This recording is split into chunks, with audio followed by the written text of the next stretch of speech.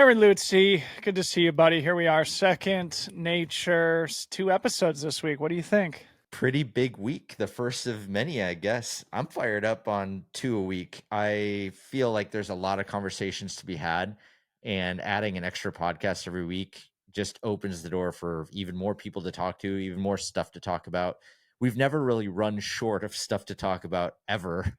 And two a week still feels like, yeah, we got plenty of stuff It to was a talk good about. conversation with Eric Lagerstrom. Everybody should go check out that triathlon life if you're building a brand or trying to be a content creator. Eric and Paula have really mastered that blueprint, much of which they learned from our boy, Mr. Aaron Lutzi. So Eric has done so much to iterate to get to that point. And other than you, he's one of the few people that I really kind of highlight as best in class of people who really took the content thing seriously and ran with it. So that episode is a great breakdown of all the different elements he's working on.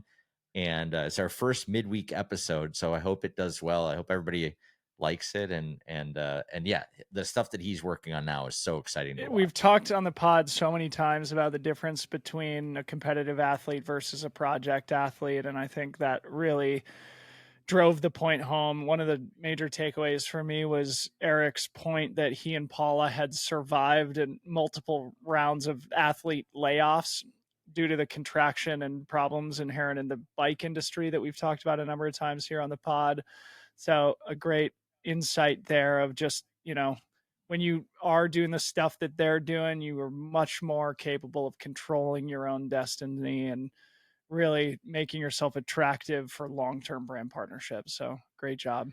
God, you just think about all the different things and all the different ways that they can bring value to a brand outside of winning stuff, which they're also doing, which is what most athletes are kind of measured against.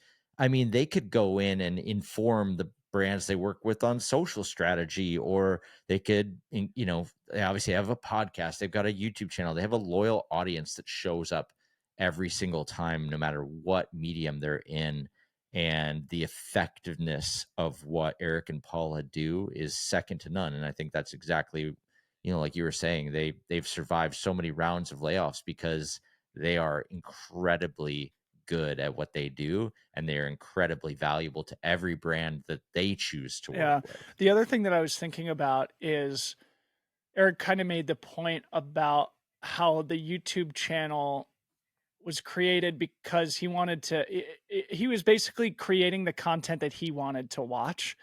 And it goes back to something that we talked about with Brendan on a future episode that's going to be coming out. It's like, when you're the practitioner, when you're the one with the taste and you're like searching for a particular thing that doesn't exist, when you do bring that thing into fruition, you're much more likely to find another group of people who've been searching for that similar stuff too. And it kind of reminds me of our thing at Free Trail and my vision of like wanting to bring more technical knowledge and analysis and commentary to a sport that was rapidly professionalizing, that being trail running.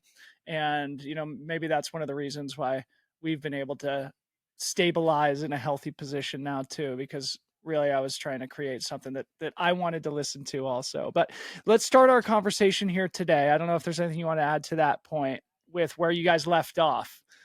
Yeah, I think the last point I would make on that is that we always talk about this idea of being first, best, or different.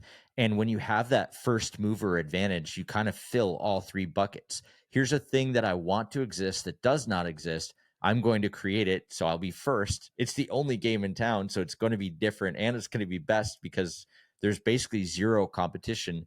And I think this goes back to this recurring theme that I'm always excited about, this anti-brand, right? If you go in the opposite direction of everybody else, you create something that's different from the other offerings. There's something special about that. And the people who recognize that are along for the ride from day one. And that's what makes the whole thing a little bit easier, is having those other people who identify what you're doing as special and lock in. So, yeah, they did it. And hey, maybe we're doing it here with this podcast too. Big shout out to all the people that are already here after, what are we at, 18, 19 episodes at this Yeah, point? awesome. First, best, or different. FBD.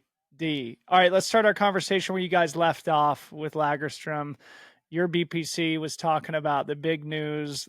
LeBron James in partnership with Canyon Bicycles. Get us started.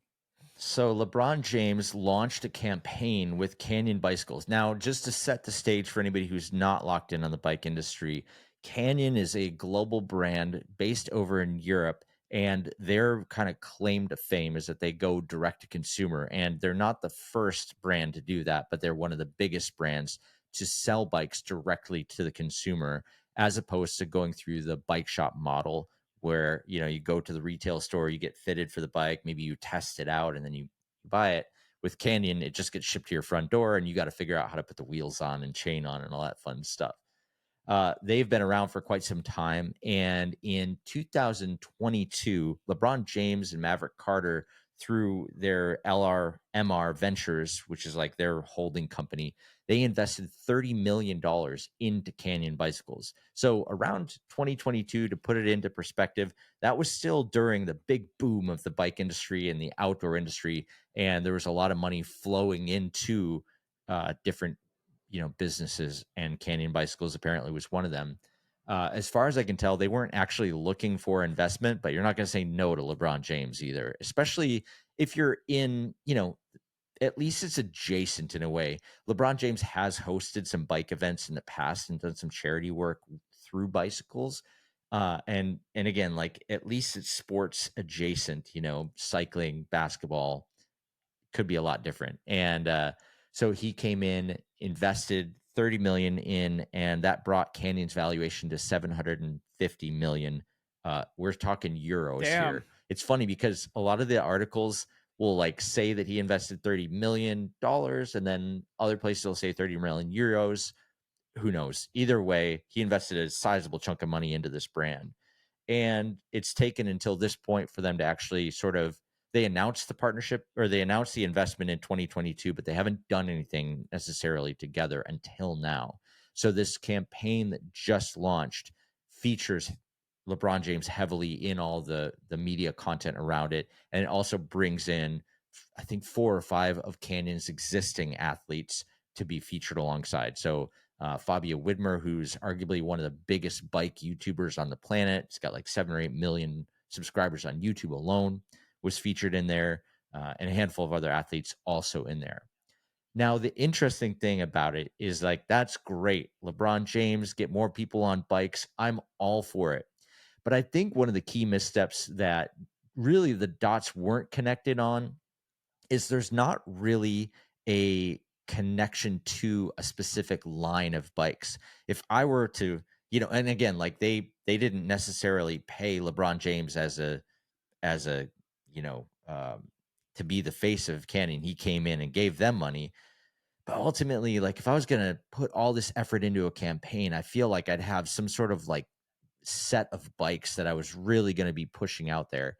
And when you go on the Canyon website to look at it, they do have a landing page with LeBron, but it's sort of like a mixed bag of what bikes they're promoting. So there's like a $6,400 e-bike, and then there's a $9,000 road bike, and then there's a gravel bike, and it's just kind of shotgunned out there in terms of the follow through on the actual sales. And I've got to imagine that if you're using LeBron James, yes, you're absolutely getting visibility for the brand, and you're reaching, like I said, an adjacent audience and a much larger audience than you'd be able to reach through any other medium.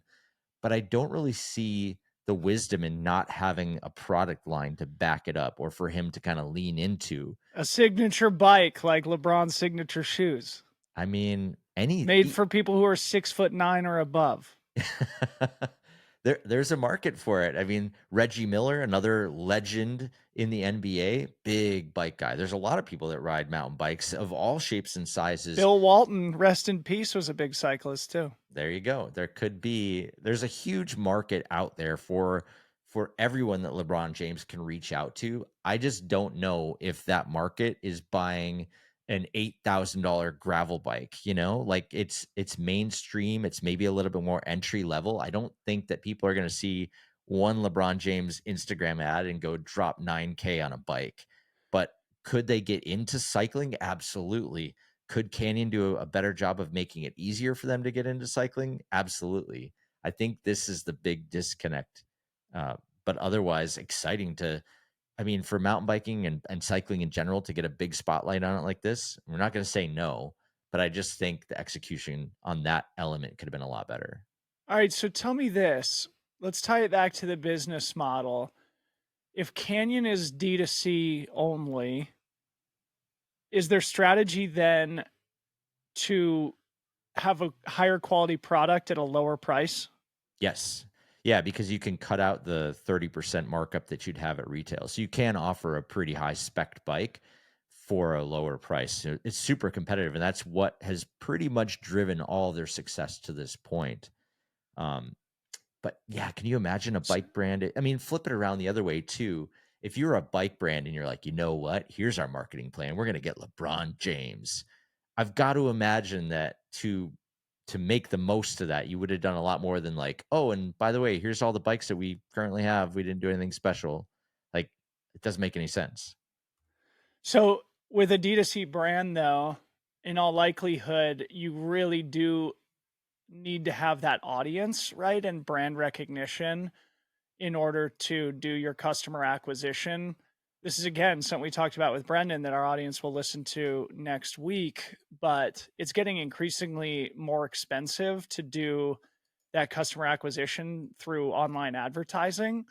So this sort of flips that model on its head, right? It's not them paying LeBron to access his audience. LeBron pays them to buy a piece of the company and then he's incentivized to expose that brand to his audience, Yeah. which feels uniquely important for a D2C first brand, right? Hmm. Absolutely. I just think you've got the ability for crazy high ROI for this action, but you could double or triple the ROI of it if you actually had something. Because ideally, yeah, the visibility you've got and this campaign is driving people to your website. But like the most important part when it comes to consumer acquisition costs is for them to actually for you to actually acquire them by making a purchase. And if there's nothing for people to buy, or if you get there and you get sticker shock right away, then what was the point in the first place? I guess that's the point that I'm trying to make. Yeah, really, really interesting. So, do you think this moves the needle for Canyon? Hard to say. I mean, it's definitely cool that they did this, and they're going to have LeBron James on their website for a very, very long time, and that's cool. He's invested in the company, so guessing there'll be more stuff. I I don't think that they're gonna follow through and have any sort of, LeBron James line or anything like that, and I think that's the biggest miss. I think if they were gonna do it, they would have waited until they had it ready to launch this collaboration because there's really no benefit to dropping this collaboration right now, especially if he's been around since 2022 and it's none of the new models would actually be released until either the end of this year or early next. So I'm just kind of scratching my head like why in mid July is LeBron James doing a mountain bike campaign? I, yeah, a lot of questions. Interesting. Well, this is going to tie back perfectly to our overlapping BPCs later. So we'll Sure. leave that as a cliffhanger for the audience. Anything else on Canyon? I know we want to move on and talk about some big things happening with Super Rider, your visit to Red Bull. Where do you want to go next? Yeah, let's talk about this visit to Red Bull. I think we've kind of we talked about Canyon a little bit in the previous episode, and I just wanted to kind of go a little bit further just because I had some time to go down the rabbit hole online on this whole thing. The only other interesting thing that I was, doing this like rabbit hole sleuthing, the current CEO of Canyon actually used to work at Nike, and he was the VP of the Jordan brand. So there could be some level of connection. I'm not sure if that's what drove LeBron's original investment in Canyon or not. But yeah, there's a lot of really interesting stuff. And again, he's been a shareholder in other cycling companies over the course of the years, and Canyon's a great brand to be partnered up with.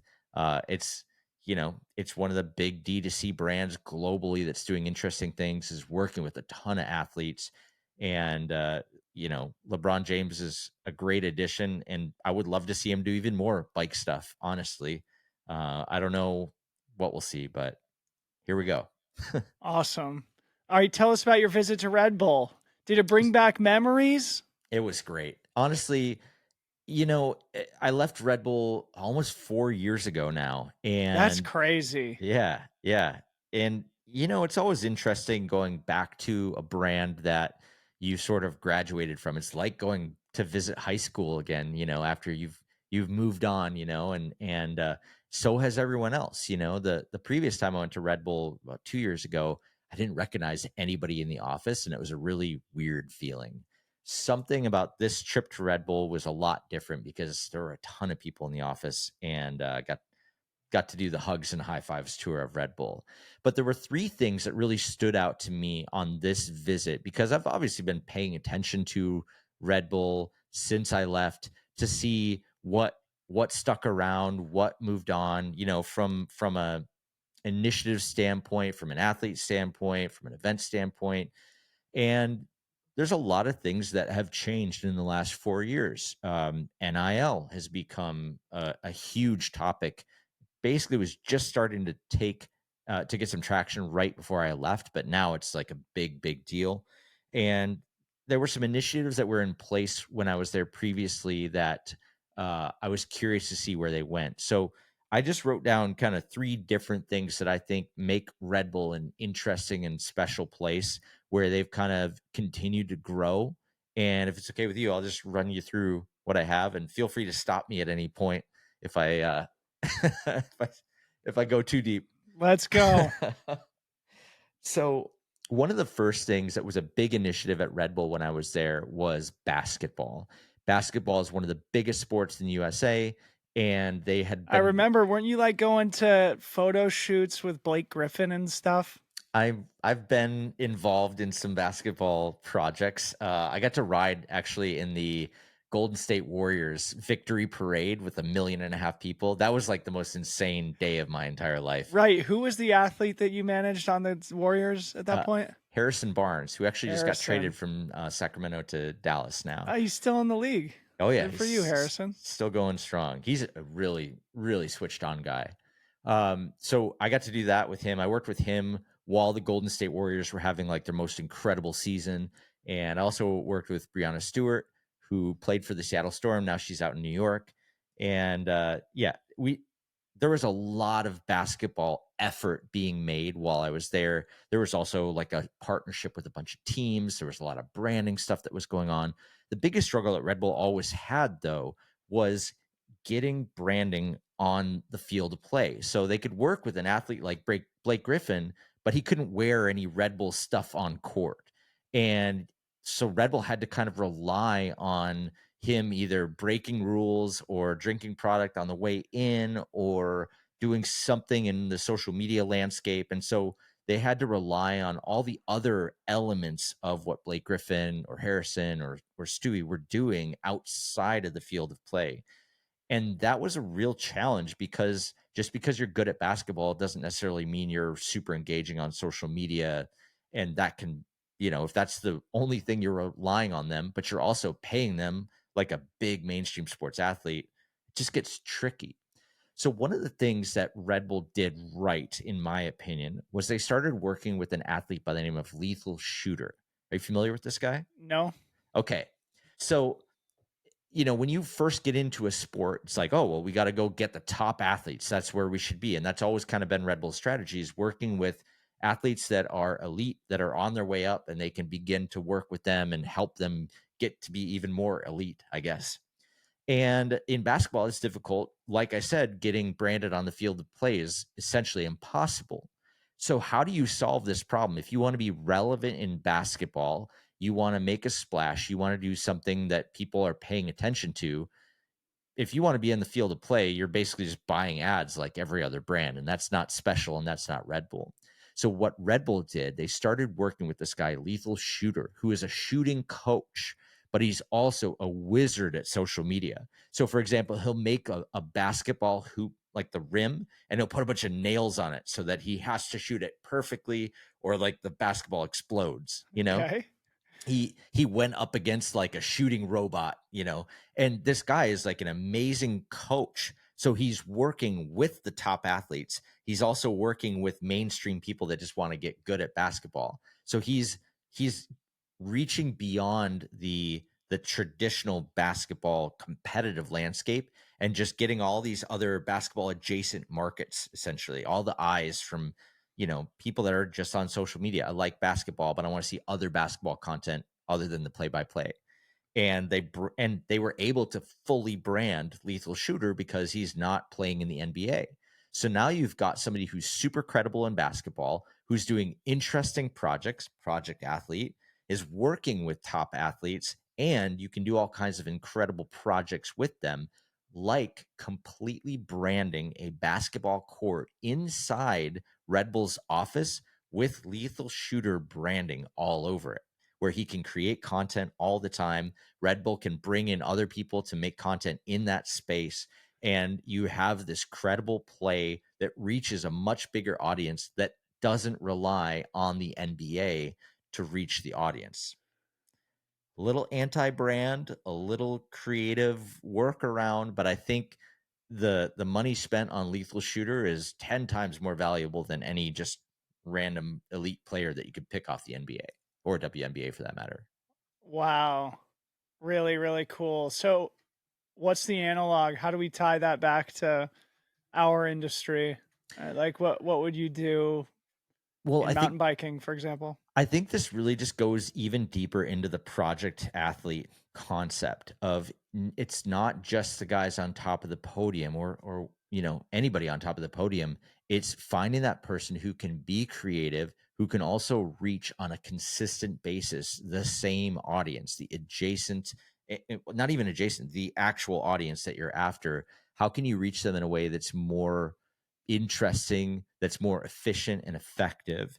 You're relying for the NBA, you're relying on TNT or whatever the media partner is to put that athlete on. And then you're hoping that people go down the rabbit hole and follow them on social and then see your brand versus finding somebody that's adjacent to the competition that can actually, their job is to reach out to the same audience through their channels. And you just pour gas on the fire because they're trying to build an audience, they're trying to build a community, and they're already doing the thing that you need, and you can partner up with them and just go to town. It's almost like you're the Lethal Shooter of mountain biking.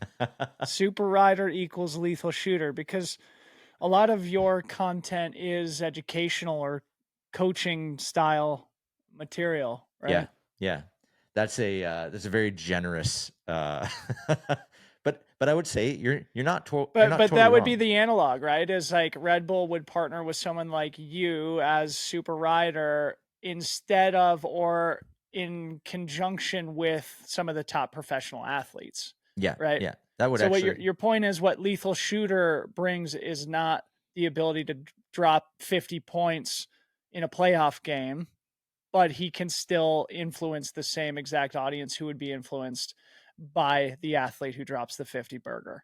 absolutely. And on top of that, if you think about the APC, the Athlete Performance Center, and how they have coaches that, help with aerial and they help with strength training and conditioning and all that, he actually is a useful tool for the NBA and WNBA athletes that Red Bull works with and their NIL Huh. athletes too, because he could go in and train any basketball player how to shoot better, how to shoot more efficiently, effectively. That's his shtick. In the same way that I could take a mountain biker of any level and teach them how to do new stuff because of my background as a coach and as an athlete. Awesome. All right, what's the next takeaway? So then I guess I'll go into that a little bit further. The APC, the Athlete Performance Center. So I talked about it just really briefly, but that is Red Bull's play for advancing their athletes and using every resource at their disposal to take every athlete to the next level. This is effectively them putting their thumb on the scale. You've obviously spent a fair bit of time with the APC, and they can do pretty much anything. And the new APC, the when I left, it was actually the room that got turned into Lethal Shooter's basketball gym was the APC. Now they've taken over an entire building at Red Bull and turned it into an expanded APC, and it's bonkers. I have you been in it? I actually haven't. No. It's got, like, an ice bath, it's got pressure plates, it's got, like, all these it's got Does it those have nap the F1 simulation driver too? I'm pretty sure it's got a nap pod, you know, those things where you, like, take a 15-minute nap and it feels like you've been asleep for 8 hours? Yeah. I mean, they've got everything you could possibly ever want to become peak performance in every possible way. It's, digital, actual weights. It's just everything you'd possibly imagine is in that place. And the fact that they've expanded the space is really incredible. But one other element that we had always been wanting as athlete managers was this idea of an athlete house. So not only is there a place that you can go in Santa Monica to exercise and get super fit, and not only that, but just like raise your game in every single way. But there's actually now a house that Red Bull puts up athletes where you can sign up, and I think there's room for like 10 or 12 athletes can go in, stay in Santa Monica, and focus in on going to the APC. So you're not going and renting a hotel room or crashing at somebody's house or whatever. You've got a place that's dedicated for you.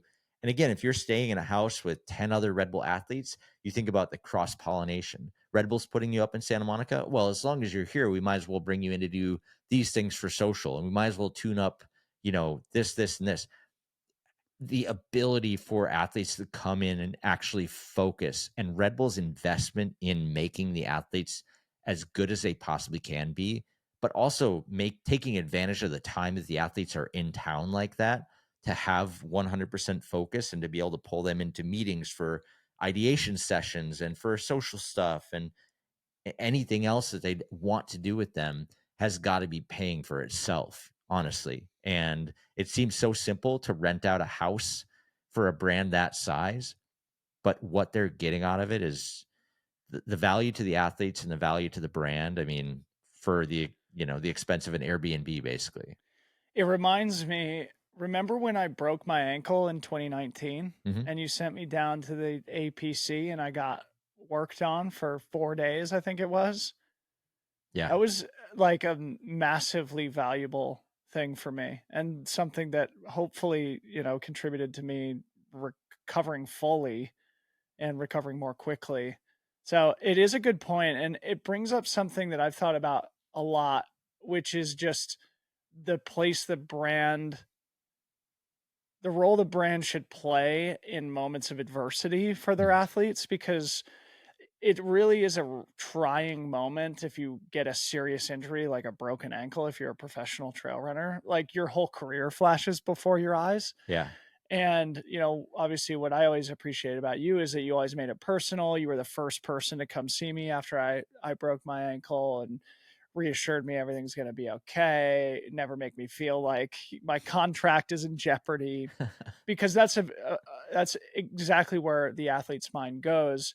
But the select few brands that do make investments in the health and wellness of their athletes and in the recovery from major injury events, that connection between brand and athlete will be unbreakable after those sorts of investments are made, which only makes the athlete more incentivized or feel more, not obligated, but more passionate about the brand, and therefore, more motivated to deliver that value to their audiences and to the brand itself. There's a story that Kate Courtney shares she did a speech at Red Bull meeting not too long ago, and she said exactly what you said was she had hurt her knee a couple, 1 year, and she called her other sponsors to let them know that she probably wouldn't be racing world championships, and she's going to focus on her recovery. And they were all like, okay, cool, when do you think you'll be back? And and she called me, Red Bull, and I was like, okay, well, let's get you down to LA and let's get you fixed up, and like I was the only Red Bull was the only sponsor that basically was like, "Can we fix it?" Yeah. And then, the postscript to this story is that we did fix it, and then she went on to win the world championships that year. Her jersey's sitting right behind you right now. Oh, this one right here? For those who are Uh, listening to the audio, you got to go Subscribe to the YouTube channel to see Kate Courtney's world championship jersey on the wall behind Lucy in the pod studio at home. It is proudly stationed on that wall, and yeah, I mean, you know, I'm not trying to pat myself on the back by any means, but that is the mindset with this brand of how can we help athletes become better athletes? How can we give them all the tools that they need? And I don't necessarily think that's an attainable thing for other brands to do. I just think it's a mindset shift, and we saw it firsthand with the other brands that were like, "Oh, that's a bummer. Well, see you next year." Versus like, "Well, what are the steps we could take?" Yeah, I don't think it's realistic for most other brands to have a giant building filled with cold plunges and weights and nap pods and everything else like Red Bull has. But are there things that you could do to enhance your athletes' ability to perform at their highest level?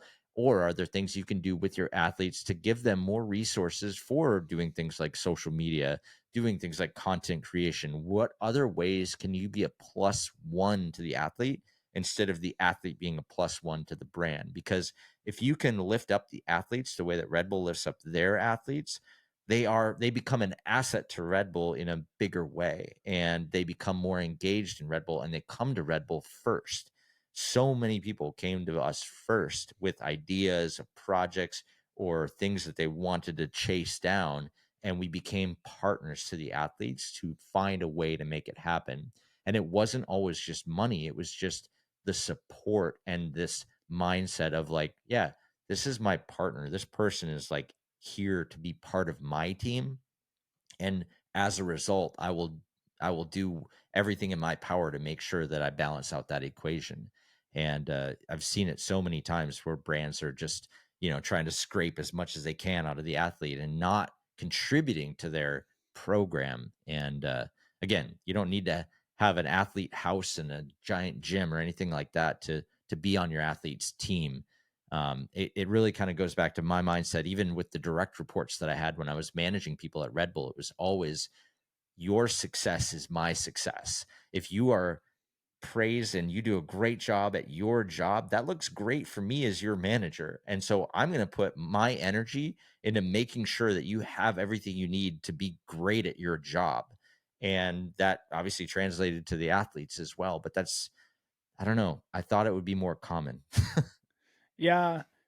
And one of the things that's also difficult about the life of the professional athlete is that kind of like healthcare side, and having assistance with that is massive. So for our listening and viewing audience, very few athletes are getting health insurance coverage from their brand partners. But I know of an example in trail running. I won't use the person's name or signal the brand because I don't have approval to, but an individual who competes at the highest level got surgery, major surgery after major injury, and it was fully covered by their title partner, even though they didn't have a health insurance. I don't think the brand covered all the expenses of the massive surgery, and I think most of the recovery process too. And the way the athlete talked about it, it almost, it was moving. It was moving because this person had clearly felt the impact that the brand had, and therefore there was a exuding of gratitude and allegiance and loyalty going both directions, and that is where beautiful partnerships are created. What's the other takeaway? Last takeaway was Red Bull's NIL program. So when I was there was no such thing. NIL was just kind of coming online at that point. But I was there the day of the ESPYs, and Michaela Full-Wiley, who plays for South Carolina, she's still in college. She's a basketball player. She's a Red Bull athlete, even though she's in college. And I believe there's 5 athletes that they have right now that are fully in their Red Bull athletes, but they're still in college. And I expect that they will continue to develop this program. Now, the thing that's interesting is that now NIL exists, and that really covers mainstream sports. But I mean, I was signing athletes that were in high school or college while I was there, but they were, skiers and snowboarders and mountain bikers and stuff like that. So the only area where this really exists is sort of on the fringe of Red Bull's athlete program. because mainstream sports are not, like basketball, volleyball, I think hockey, are the athletes that they have right now. And so that's not really the bulk of Red Bull's marketing program. But it's interesting to see them go down this path and really invest in it. The thing that's kind of interesting is that they did have a giant collegiate program, and I assume they probably still do. It used to be called the SBM program, Student Brand Manager. And what they would do was they would find on every college campus in the United States, give or take a few. They'd have to meet certain requirements, but they would have somebody locked in on every single campus, and that person would be, a junior, senior at that school, and it would be their job to run small Red Bull events on campus, to hook people up with cans of Red Bull, to just be the eyes and ears of like what's going on campus, what are things that we should be doing as Red Bull, what are cool things, can I activate an event, or can I bring an opinion leader to a bigger Red Bull event. And that worked really, really well for Red Bull for a long time. It was also just a pipeline for people to come into the brand as full-time employees. It was a pipeline for the brand to find people that would join their sampling team. So the whole collegiate thing has been part of Red Bull's DNA pretty much since the beginning, right? The whole Greek life system and how that, you know, uh, basically survives off of Red Bull. Uh, they've Red Bull always vodkas, more Right, like, right, yeah. right. They've always had a stake in the college life, and they've always looked to have opinion leaders, people that were influential on campus. It wasn't too often that that person was also the star basketball player, but they would always try to find influence on every single campus they were involved in. And now you have this perfect mix of somebody who's influential on campus, somebody who plays a sport, and somebody who probably has a giant social following. So, Malaysia Fulwiley, she's a basketball player for South Carolina, but she's also got 200,000 plus followers on social media, and she's still in college. So, what an amazing opportunity for them to start building a relationship early, brand an athlete, even though they're still in college. But also, you've got to imagine the long term, like, oh, great. Well, we can just keep working with them when she signs with the WNBA in 3 more years. So you're able to actually build a longer term relationship with them than you would otherwise. And again, it goes back to that sense of loyalty of like, these guys have been with me since the very beginning. And now you can do that with mainstream sports. We did that with snowboarding, skateboarding, mountain biking, where we were signing people that were, 14, 15, 16 years old to Red Bull, and they'd been with us for a super long time. Now, through the NIL program, you can do this with mainstream sports athletes too. And the downstream effect of this in another 10, 20 years would be pretty fascinating to see unfold. It reminds me of what we talked about on the Bandit Running episode last week, where brands are all kind of fighting for relevance with a younger consuming demographic, and the NIL is center of the bullseye in that competition. Hmm. So going back to the Bandit episode, we were talking about how they have the partnership with ASICS, which is probably a reflection of ASICS' desire to access the Bandit running audience, which we would assume skews younger, more urban, more hip, more cool than, ASICS' typical customer base. So this, I think, maybe is a reflection of the similar desire and a similar strategy of, NIL opening the doors of opportunity for brands like Red Bull to access that younger demo, that younger consumer. And hopefully that contributes in their mind to, yeah, longer term consumers, longer relationships, longer lifetime value of each one of those people. Hmm. They say that college is the most Red Bull time of your life too. You need Red Bull the most during that era. So I think that's a big reason why they had those student brand managers in place during that. The first era that I was there, I think they have a different name now, but why they had influential people on campus. This is the time that you need Red Bull probably more than any time in your life. And to get that Red Bull at like the moment of need where it fits your everyday life so perfectly, it's a great reason to sort of overinvest in collegiate sports and everything else that kind of surrounds it. What a great couple days down there in SoCal, huh? Yeah, yeah, it Chock was full of wisdom now. it was fun to see just the progression, to see it up close and everybody down there is doing some pretty amazing stuff and I'm I sure still remember 4 years ago, I was at UTMB when you called me and said, "Hey, buddy, I'm I out. got a different job. I'm leaving." And then I hung up the phone and just started weeping loudly.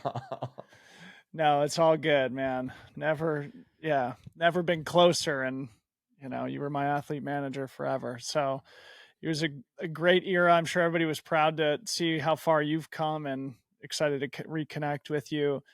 Pivoting off of the Red Bull trip, maybe we save Super Rider taking over China till next episode. We talk Yeah, about a job in the outdoor space and we close with BPC. How's that sound? that sounds great.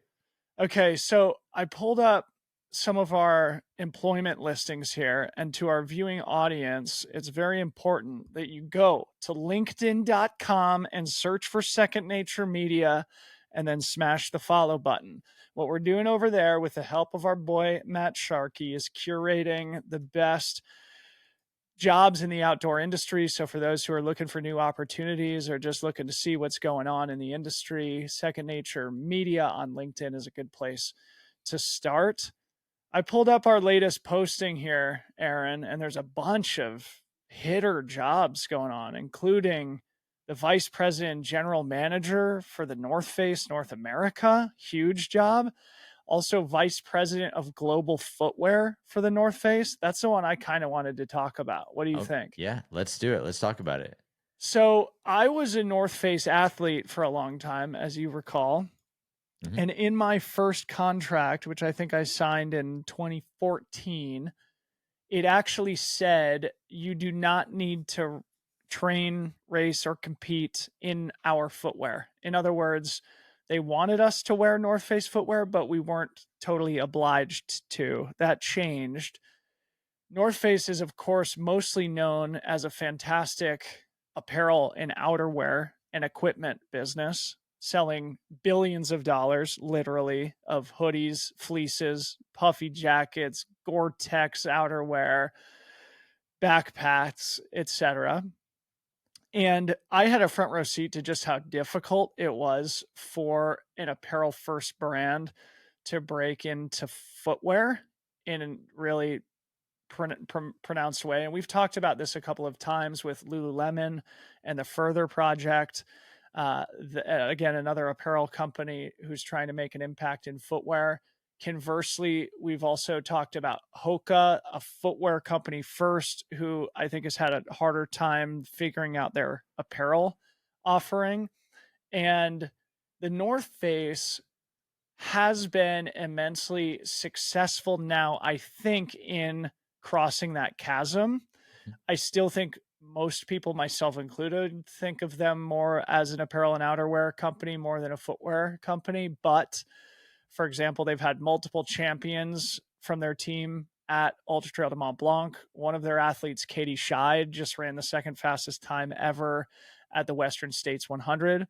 And when I talked to the person who had just held this VP of global footwear role, his name's Jean-Marc Dejean, fantastic dude, French guy, about their recent success. He said, the proof is on the podium, which Ooh, you can't argue with, right? I like Like that. the I like that. product, but what it makes me wonder is like, does that success always translate to commercial success, right? Does Katie Scheid standing on the top of the UTMB podium or the Western States podium translate to millions of dollars of footwear sales? I don't know. Like subjectively, you still don't see a lot of trail runners at a group run rocking TNF footwear. It's still overwhelmingly represented by Hoka and Solomon. And then you see like, Nike definitely is doing a good job. Ultra, Adidas, you're starting to see more of their new super shoe. Mhm. So I don't know. It may be opening up the question to you, or you can respond to what I just said. But this global VP of footwear job at the North Face is a huge, huge gig. Mhm. And I had a front row seat, like I said, to how difficult it was for them to get to where they are now, which is making good product that's proof is on the podium, like I said. Mhm. But what's the next chapter look like? I mean, the interesting thing is that places like Nike are going through huge rounds of layoffs right now. There's a lot of talent out there in the market, and probably some people that could swoop this up no problem with the legit background of a big brand like that. Imagine somebody from Nike or Adidas coming over here, like On has been open for business for a little while. And people have definitely, defected from Nike and Adidas to go start working there. But this North Face job with global footwear actually seems like a pretty good opportunity too. And I think they'll probably, you know, I'm sure they're going to get a ton of ex Nike people coming over to kind of put their thing out. Related to this, I think I sent you the Noble brand actually sent out something related to that Nike. It was like, dear Nike, ex Nike employees, we're so sorry about your recent news. At Noble, we believe adversity builds character. When you get knocked down, you get back up. And it's basically like, we're building something cool. Come work for us. So some brands are even more on the nose when it comes to swooping talent from some of the bigger brands. I think that the North Face has got to be looking at some ex Nike people to come in and fill this role. People that have that experience, that have maybe done a little bit more than just trail running stuff as well. It could be a great fit for them to really just bump up their portfolio as well.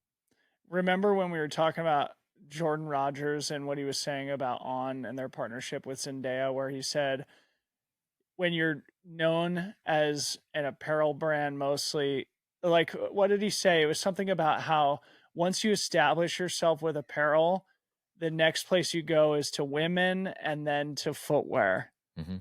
And that was represented with On, who I don't know the distribution or the percentage of what their customer base looked like, men to women, but certainly partnering with Zendaya and doing sort of a footwear collaboration was representative of that strategy as Jordan Carey espoused. And so, for the North Face, which I think does 2.5 or $3 billion in revenue, their biggest opportunity for growth is to be successful in footwear or to continue to be successful in footwear. Again, I'm not sure what type of revenue they're doing from the footwear part of their business, certainly microscopic in comparison to probably what they do just in thermoball puffy jackets. Right.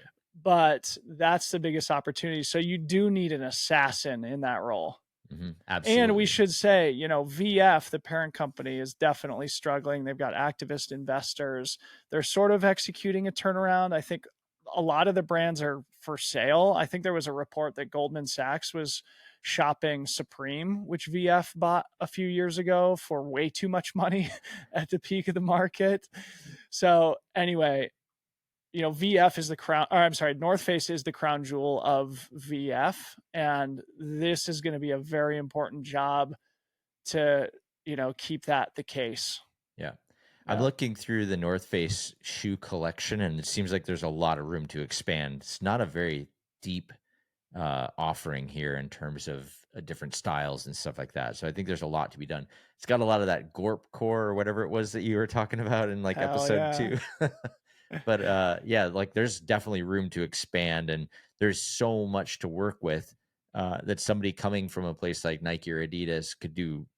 They can make a really meaningful impact. And not to say that you have to have that background by any means, but I think they need somebody who actually knows footwear, who's going to come in here and flex that expertise. And it's just like that question I was asking the On employee a couple weeks ago of like, okay, how much of what you're doing is stuff you couldn't do at Nike, and how much of it is because of your expertise? And I think it's got to be like a 50-50, right? Like, Mm. here's the stuff that we always wanted to do at Nike, and this is going to innovate us in a new direction and take us to another level. And here's the stuff that like you just got to do is block and tackle and get the job done. And if you can bring those two things to this role, you're going to put North Face footwear in a really great spot. And I think you can only really go up from here.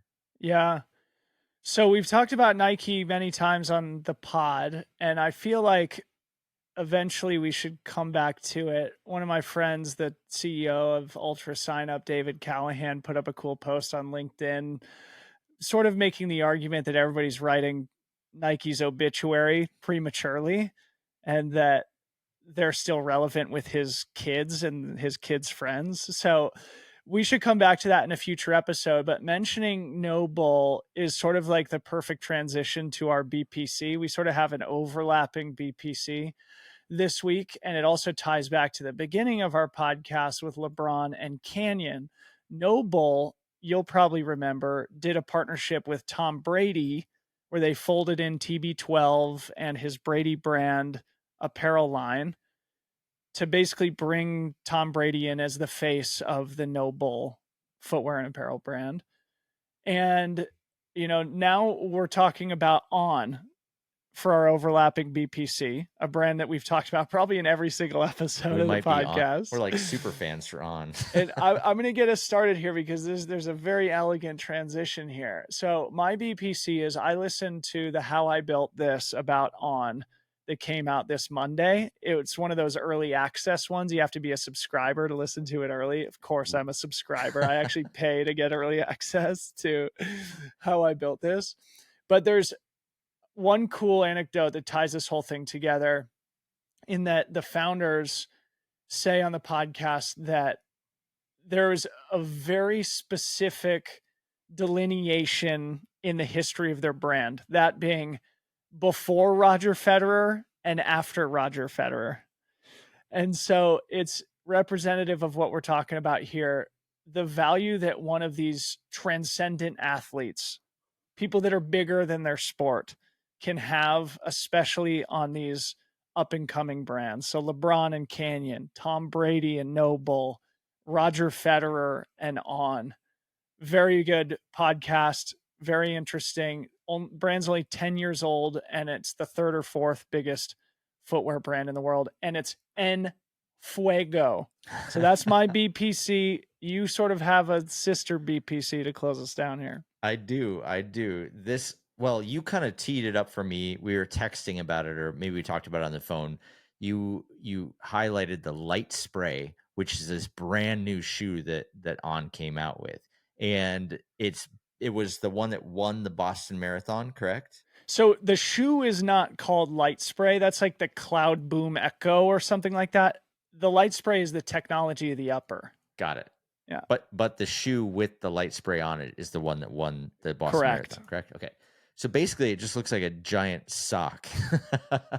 Not a running guy here. Well, whatever. But it doesn't have laces, and Light Spray is this new technology where they basically spray on the stitching of the thing. And On is just having a field day on social media and on YouTube and on LinkedIn and everywhere with this new technology. And this feels very much like a Flyknit kind of moment for On, where it's like, we have a piece of innovation that no one else has. We've figured out a way to reduce the emissions and all the nasty stuff that comes with making shoes. On top of that, it's high performance and it's lighter. Oh, and it just won the Boston Marathon. And what's interesting is that it came from this guy who like got a glue gun and started like, spraying it on on his hand, and then took it to like a footwear innovation trade show. And the people from On saw it and then brought him kind of in. I hope that he patented it before he started working for On. He did, I'm Attaboy. sure. Attaboy. He will be compensated handsomely for this invention. Yeah. Good. Yeah, they definitely gave him credit in the video. But they made sort of like a behind the scenes video for Light Spray, and they dropped it 2 days ago. And there's like tools you can use on YouTube to see how successful something is based on how long it's been up. So, for example, in 48 hours, this video on Light Spray got 436,000 views. And to put that in perspective, the Zendaya launch was 42,000. The Zendaya with Roger Federer video was 194,000. And both of those videos were outliers for their releases in the last couple weeks. So the fact that Light Spray is just nuking when it comes to viewership and excitement, it's so cool. And they've relied on partnerships to get so much of their boost up to this point. But this is like a real innovation that could I'm sure is going to make its way to sort of the consumer grade shoes pretty soon. God, they are on a heater right now. On, as you mentioned, this innovation is it reduces waste in materials. It sort of calls back to their environmental initiatives, but also critically, it's sexy as hell and it looks different and it's clearly like it gives you a feeling of technicality and innovation and futuristic performance. Mhm. And what it made me think is just the importance of that innovation for these disruptive uh challenger brands that we've been talking about the last several episodes. And this new technology that On is going to own, at least in the near term before brands start trying to copycat it, is probably going to make a massive difference to them. And what better way to introduce it but to win the biggest, most important marathon in the world back in the spring, the Boston Marathon? I mean, I used this as my BPC, Yeah. remember, after the Oh, yeah. Boston Marathon, because I was so struck by just the beauty of the shoe. And in a time when there's so many brands making so much similar product, to be differentiated is priceless. And this is very differentiated. Yeah. They just canceled shoelaces. Done. Peace out. It's a wrap on shoelaces. Uh, all right. So, On, we love you. If it's not clear after a million episodes, I was actually at Hard Rock 100 in Colorado last weekend. I had a chance to interact with a couple of the On athletes from France. And yeah, they said great things about the forthcoming footwear for the trail category. And with the Olympics around the corner, it'll be very interesting to see how the On athletes do, because they're kicking ass in track and field. Obviously, they're doing well in the marathons too. Their trail athletes are solid. So On Running continues to be on a heater. You got to listen to that podcast, Lucy. I'm on it. And Yeah. speaking of On, your friend Rich Roll is also an On athlete and is over in Paris right now, probably doing some stuff with On around the event. Oh, my boy, Rich Roll. That's your guy. All right, Aaron. Well, that was another fantastic Second Nature. Any closing comments for your fans here? I honestly, the feedback is coming through from LinkedIn, from talking to Dylan at big events, from every angle, and I'm just so thankful for everybody that is listening to this and is excited about what we're doing.